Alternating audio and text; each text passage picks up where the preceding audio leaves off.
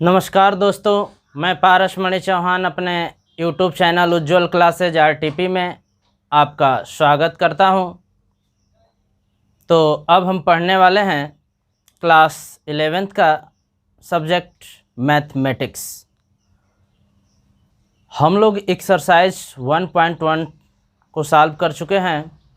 आज हम लोग सॉल्व करेंगे एक्सरसाइज 1.2।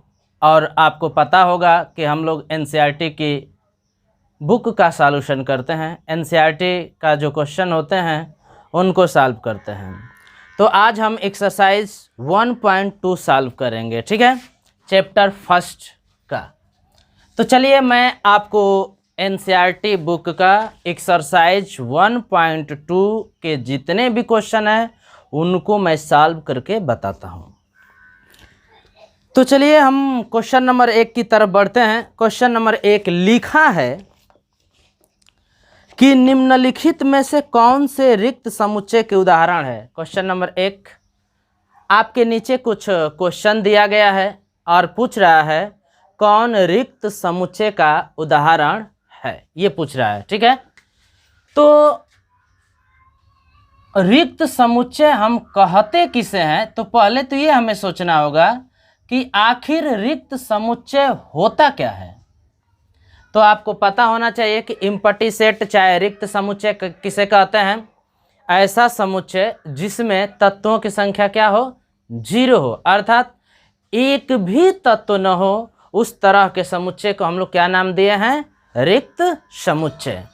तो हम लोग क्वेश्चन नंबर 1 पूछा है कि कौन कौन रिक्त समुच्चय के उदाहरण है। तो क्वेश्चन नंबर 1 में पहला आपका लिखा है, पहला देखिए लिखा है कि 2 से भाज्य विषम प्राकृतिक संख्याओं का समुच्चय। लिखा है 2 से भाज्य विषम प्राकृतिक संख्याओं का समुच्चय, संख्याओं का समुच्चय। अब ये आपको बताना है कि यह रिक्त समुच्चय होगा या नहीं होगा। तो एक बात जरा बताइए, 2 से भाज्य संख्याएं क्या क्या होते हैं, 2, 4, 6, 8, 10, 12, ये 2 से भाज्य संख्याएं हैं। तो क्या 2 से भाज्य संख्याओं में कोई ऐसी संख्या है जो विषम हो? नहीं। तो कोई भी ऐसी संख्या नहीं है जो 2 से भाज्य हो और क्या हो, विषम हो। अर्थात यह जो समुच्चय है यह कैसा समुच्चय है, रिक्त समुच्चय है। क्यों? क्योंकि इसमें कोई भी तत्व नहीं मिलेगा। ऐसी कोई भी संख्या नहीं है जो 2 से भाज्य हो लेकिन क्या हो, विषम हो। ऐसे ही इसी में दूसरा सवाल पूछा है, आपसे सम अभाज्य संख्याओं का समुच्चय, ठीक है ना, ये पूछा है सम अभाज्य संख्याओं का समुच्चय, सम अभाज्य संख्याओं का समुच्चय, संख्याओं का समुच्चय। अब यह रिक्त समुच्चय होगा कि नहीं ये बताना है। तो एक बात जरा सोचिए, कौन ऐसी संख्या है जो सम भी हो और अभाज्य है। तो ऐसी कोई संख्या है, ऐसी केवल एक ही संख्या है और वह है 2। तो 2 एक ऐसी संख्या है जो क्या है, सम है और क्या है, अभाज्य है। तो इसमें एक तत्व मिला ना, तो जब एक तत्व मिला तो यह रिक्त समुच्चय नहीं कहा जाएगा। क्या कहा जाएगा, एकल समुच्चय कहा जाएगा, सिंगलटन सेट कहा जाएगा।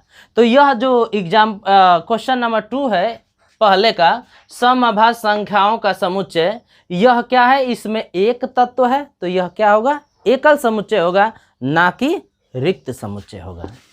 इसी में आपसे तीसरा सवाल क्या पूछा है, तीसरा सवाल देखिए क्या पूछा है।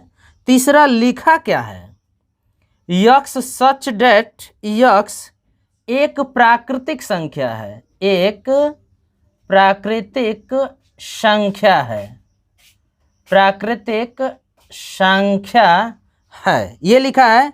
और यक्स लेस देन 5 लिखा है, और साथ ही आगे लिखा है, और साथ ही क्या लिखा है, यक्स ग्रेटर देन 7 ये लिखा है, ठीक है। तो चलिए इसको हम लोग सॉल्व करते हैं।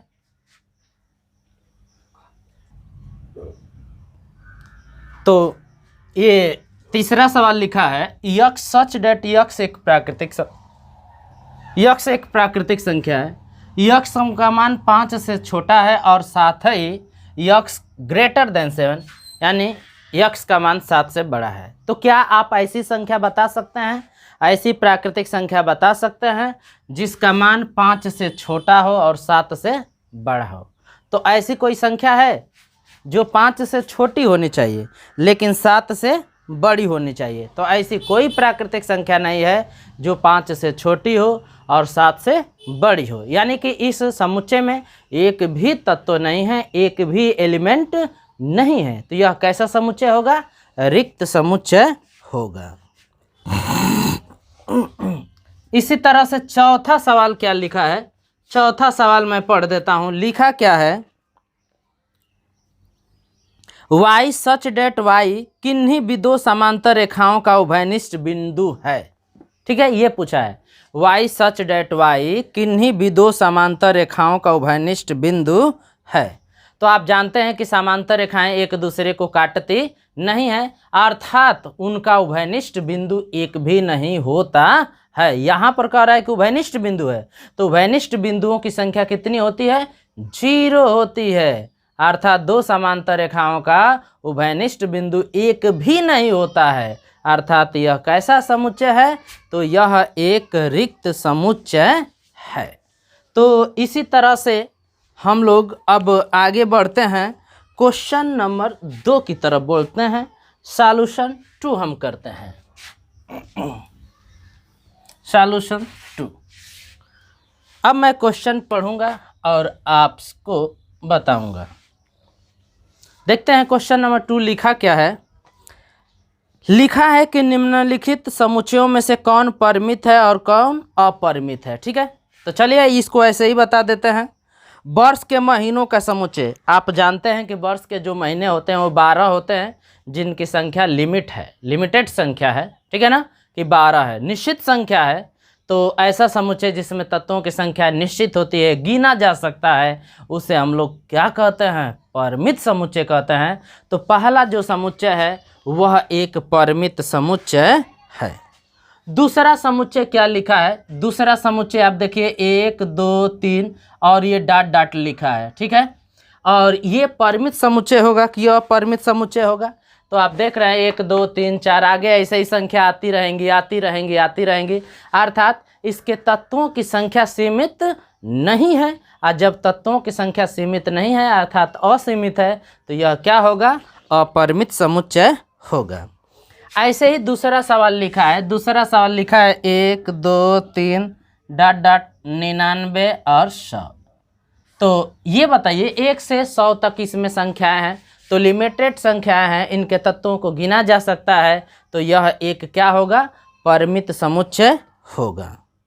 ऐसे ही आगे लिखा है 99 से छोटे अभाज्य संख्याओं का समुच्चय।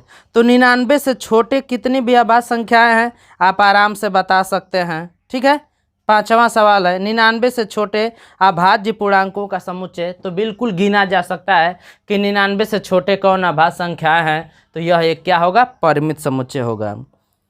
और चौथा सवाल लिखा है 100 से बड़े धन पूर्णांकों का समुच्चय।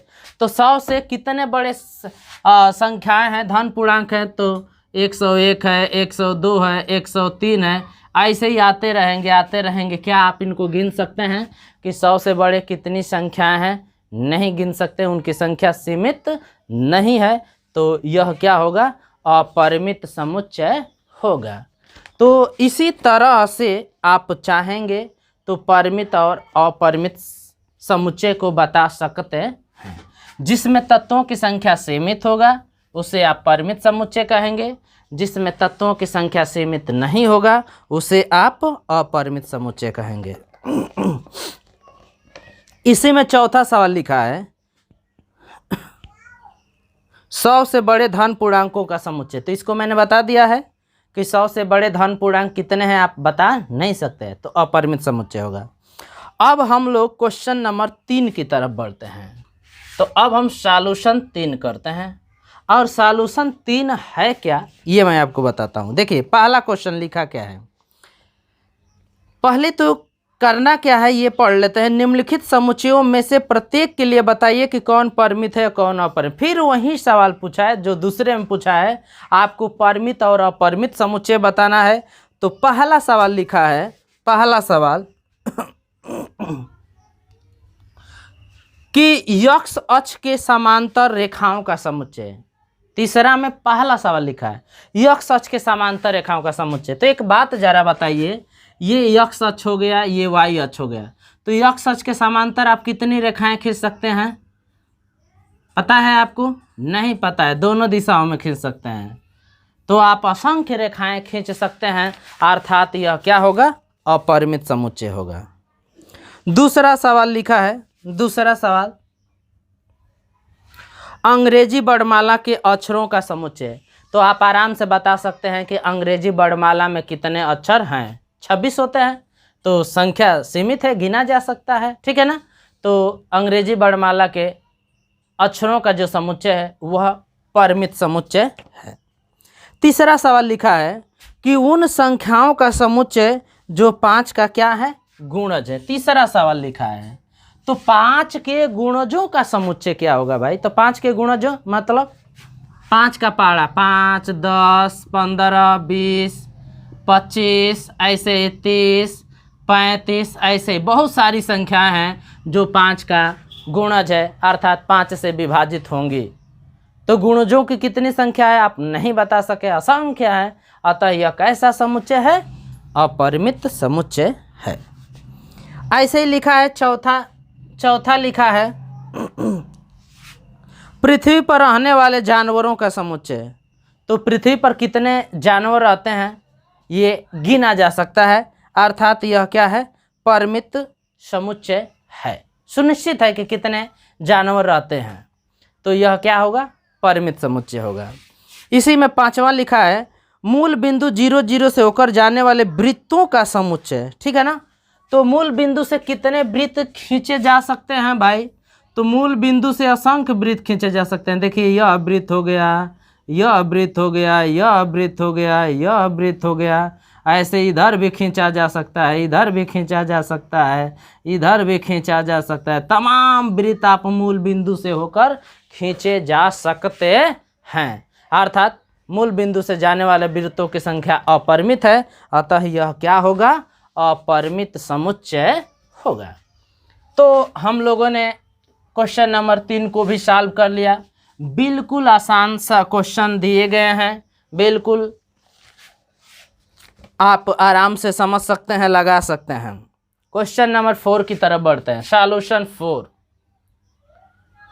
आपसे पूछा है कि निम्नलिखित में बताइए कि a बराबर b है अथवा नहीं। a बराबर b, दो सेट को हम बराबर कब कहते हैं बताइए? दो सेट को हम बराबर कब कहते हैं? जब, सोचिएगा, जब a के सारे तत्व b में हो, अर्थात a सबसेट क्या हो? b, और b के सारे तत्व a में हो, अर्थात b सबसेट a, तब हम क्या कहते हैं? a बराबर b। अर्थात जो तत्व a में हो वही तत्व b में हो, जो तत्व b में हो वही तत्व a में हो, अर्थात दोनों में सेम तत्व हो, एक ही तत्व हो और उनकी संख्या समान हो, एक ही तत्व हो, तो उस तरह के समुच्चय को हम लोग बोलते हैं समान समुच्चय। a बराबर b लिखते हैं। तो चलिए क्वेश्चन नंबर 4 को हम लोग सॉल्व करते हैं और देखते हैं कि a बराबर b है कि नहीं है।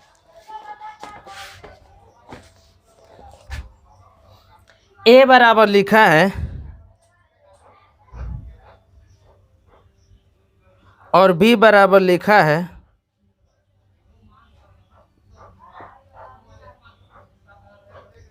ये आपको लिखा है सवाल।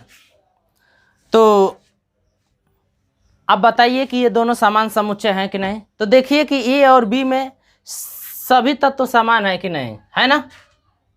a और b में सभी तत्व समान है, सभी तत्व क्या हैं? समान है। जब a और b में सभी तत्व समान है, अर्थात a के सारे तत्व b में हैं, b के सारे तत्व a में हैं, तो इनको हम समान समुच्चय कहेंगे। अतः क्या होगा? a बराबर b होगा। ऐसे ही आपसे आगे क्या पूछा है, आगे मैं देखता हूं। दूसरा सवाल लिखा क्या है, ये तो पहला सवाल था, चौथा का पहला। ए बराबर लिखा है, ए बराबर लिखा है कि 4 8 12 16। ए बराबर लिखा है 4 8 12 16। और बी बराबर क्या लिखा है, बी बराबर देखते हैं क्या लिखा है, 8 4 16 18। 8 4 16 18। 8 4 16 18।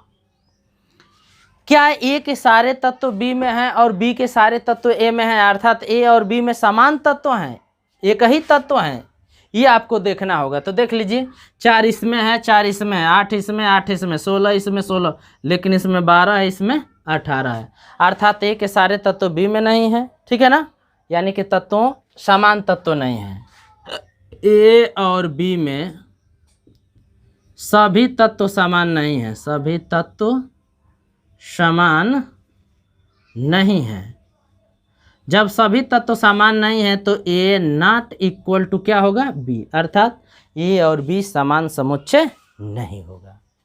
तो बिल्कुल आप चाहेंगे तो इसी तरह से आप अगला सवाल भी लगा सकते हैं, और अगला सवाल मैं बता देता हूं क्या है।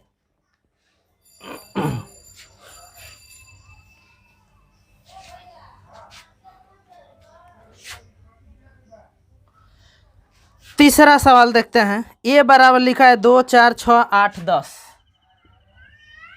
2 4 6 8 10। और बी बराबर देखते हैं क्या लिखा है। बी बराबर लिखा है यक्स सच डेट यक्स धन पूर्णांक है और यक्स लेस और इक्वल टू 10।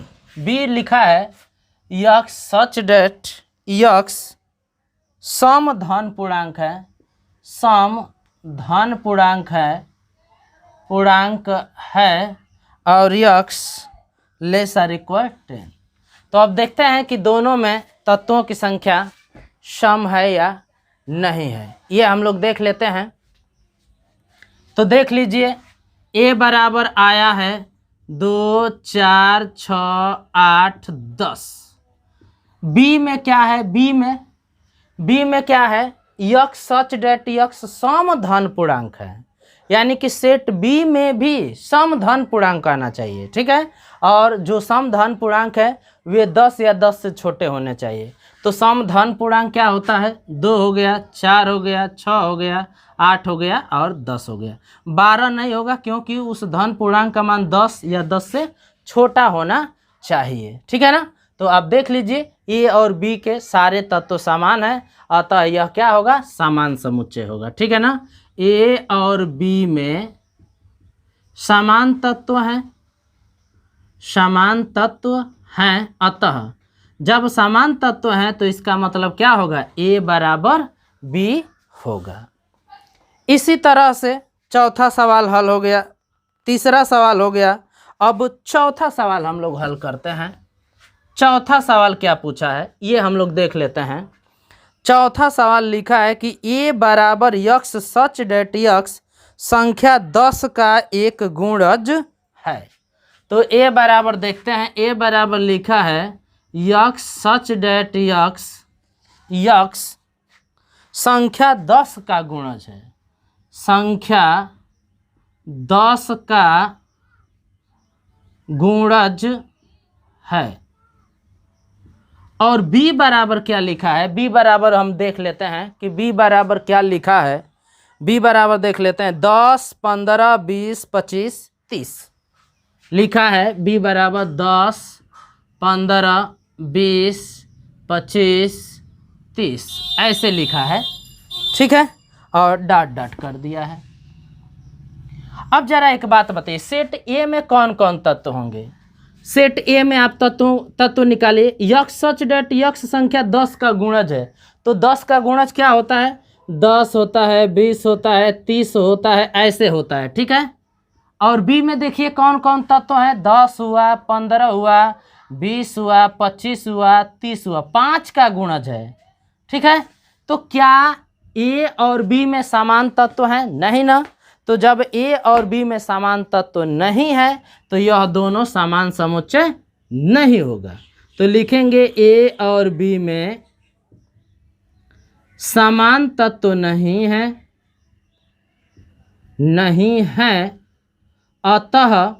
अतः ए नॉट इक्वल टू क्या होगा? बी, अर्थात ए और बी बराबर नहीं होंगे।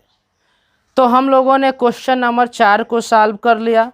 अब हम लोग आगे बढ़ते हैं, क्वेश्चन नंबर 5 की तरफ चलते हैं और देखते हैं कि क्वेश्चन नंबर 5 लिखा क्या है, उसके बाद हम उसको सॉल्व करेंगे।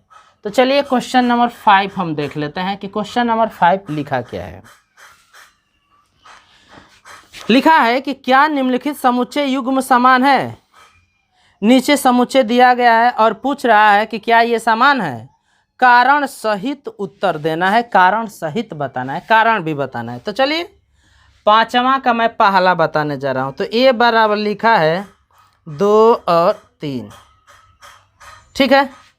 और बी बराबर लिखा है यक्स सच डेट यक्स समीकरण x square plus 5x plus 6 बराबर 0 का एक हल है।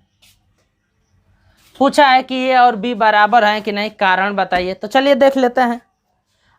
ए में कौन कौन तत्व हैं हमें पता है, बी में कौन कौन तत्व हैं ये हमें नहीं पता है, तो ये हम निकाल लेते हैं। तो चलिए बी में तत्व निकालिए। तो बी बराबर, बी में तत्व निकालना है तो बी में कौन तत्व है? यक्स सच डेट यक्स समीकरण इसका एक हल है। तो इस समीकरण का आप हल निकालिए, उस समीकरण का हल निकालिए। X square plus 5x plus 6 बराबर 0। अब इसको हल करना है तो आपके पास सिद्धांताचार्य फार्मूला है, चाहे गुणनखंड हो जाएगा तो गुणनखंड द्वारा हल कर लीजिए। तो बिल्कुल गुणनखंड द्वारा हल करते हैं। 6 का गुणनखंड 2 × 3 होगा और 2 और 3 क्या होगा? 5 होगा। तो मैं इसका गुणनखंड लिख देता हूं कि इसका गुणनखंड क्या होगा। इसका गुणनखंड होगा x प्लस 2 और x प्लस 3 इक्वल टू क्या होगा? 0। एक बार इसको 0 करते हैं हम लोग।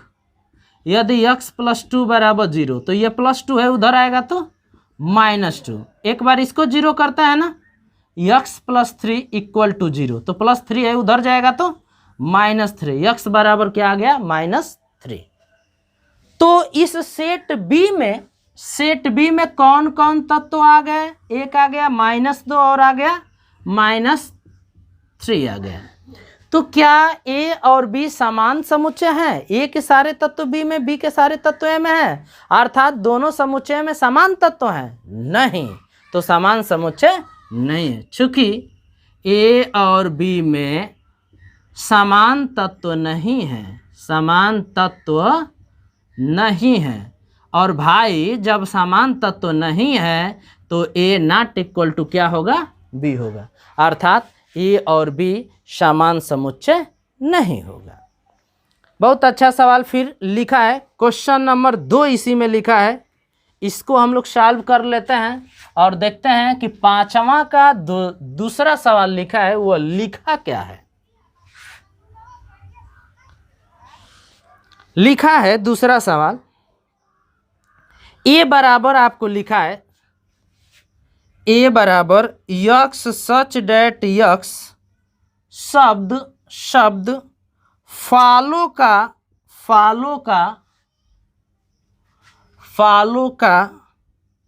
एक अक्षर है, एक अक्षर है। और जरा सेट बी में हम देख लेते हैं, वाई सच डेट वाई शब्द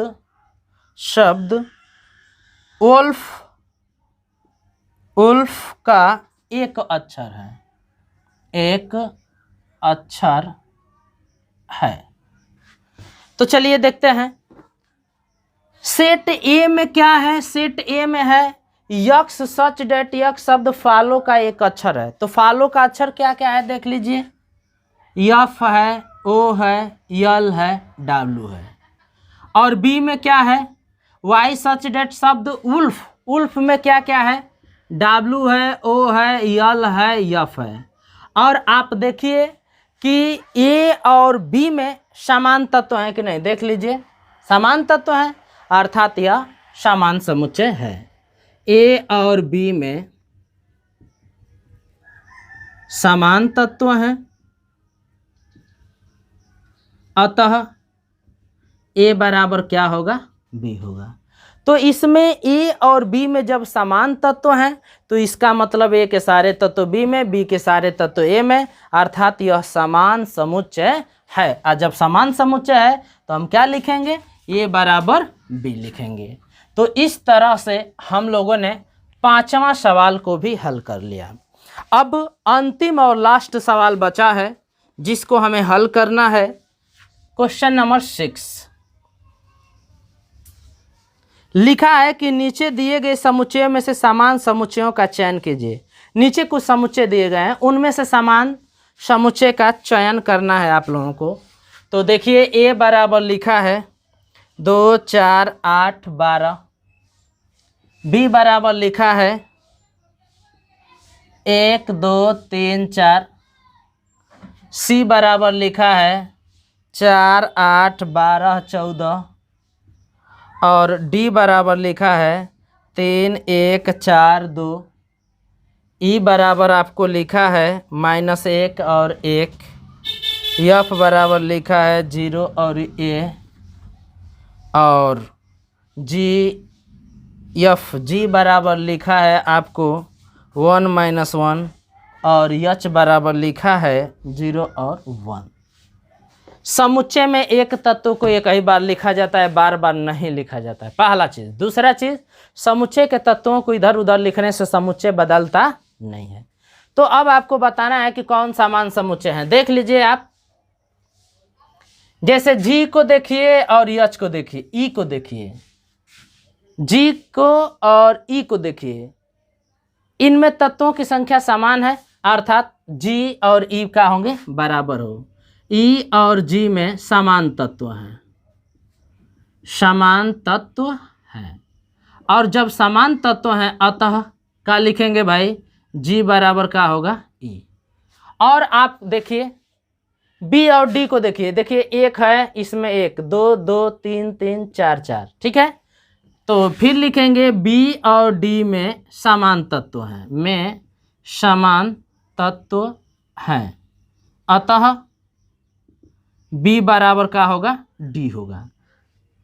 बी और डी में भी समान तत्व हैं, जो तत्व बी में है वही तत्व डी में है, अतः वह भी क्या होगा, समान समुच्चय होगा, यानी कि बी बराबर क्या होगा, डी होगा। तो इस तरह से हम लोगों ने जो एनसीईआरटी बुक का जो एक्सरसाइज 1.2 था उसमें 6 सवाल दिए गए थे, और हम लोगों ने उन सभी सवालों के एक भी सवालों को हम लोगों ने नहीं छोड़ा, विधिवत हम लोगों ने उसका सॉल्यूशन किया एक एक पॉइंट को। यहाँ तक कि जो कंसेप्ट था कि रिक्त समुच्चय क्या होता है उसको भी हमने पहले भी पढ़ा चुका है। एक्सरसाइज में भी मैं बताते जा रहा हूँ ताकि आप कोई चीज़ न जानते हो तो तुरंत आप क्वेश्चन के माध्यम से, क्वेश्चन के साथ ही उस कंसेप्ट को समझ जाएं, ताकि जो मैं सॉल्यूशन बता रहा हूँ उसको समझने में आपको कोई दिक्कत, कोई परेशानी न हो। तो आज एक्सरसाइज 1.2 ख़त्म हो गई। अब पुनः हम लोग मिलेंगे अगले एक्सरसाइज 1.3 में। तब तक के लिए मैं आपसे विदा लेता हूँ। आज के लिए बस इतना ही। नमस्कार, धन्यवाद।